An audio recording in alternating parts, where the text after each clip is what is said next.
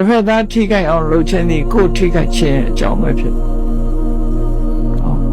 ကိုလုံးလိုက်တဲ့အလုပ်တစ်ခုကတစ်ဖက်သားကိုထိခိုက်သွားရင်တစ်ချိန်ကျရင်ကိုပြန်ထိခိုက်တယ်တရားကိုလုံးတာတစ်ဖက်သားကဘလောက်ထိခိုက်သွားတယ်ဆိုတဲ့အချက်ပေါ်မှာမူတည်ပြီးအဲ့ဒီထိခိုက်မှုမျိုးဟာဘယ်ပုံပဲနည်းနဲ့ကိုယ်စီရောက်လာမှမသိဘဲနဲ့ရောက်လာတတ်တယ်အဲ့ဒါကိုကန္တမရဲ့အကျိုးလို့ပြောနော်ကိုလုံးလိုက်လို့တစ်ဖက်သားကကောင်းစားပြီးတော့စိတ်ချမ်းသာသွားလို့ရှင်လေအဲ့တစ်ဖက်သားရရှိသွားတဲ့စိတ်ချမ်းသာမှုမျိုးဟာကိုယ်စီပဲပြန်လာဒါဒီလွတ်ဆောင်မှုဆိုတဲ့ကံတရားရဲ့အကျိုးပဲဒီကြားထဲမှာဘယ်သူမှအမိန်ပေးပြီးဖော်ဆောင်နေတာမဟုတ်ဘူး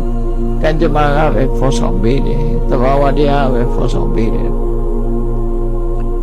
ကံကြမ္မာဆိုတဲ့သဘောတရားဟာ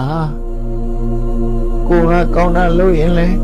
တစ်ဖက်သားရသွားတဲ့ကောင်းကျိုးဒီကိုယ်စီပြန်ရောက်လာတယ်ကိုယ်ကမကောင်းတာလုပ်လို့တစ်ဖက်သားရရှိသွားတဲ့ဆိုးကျိုးဟာလည်းကိုယ်စီပြန်ရောက်လာတယ်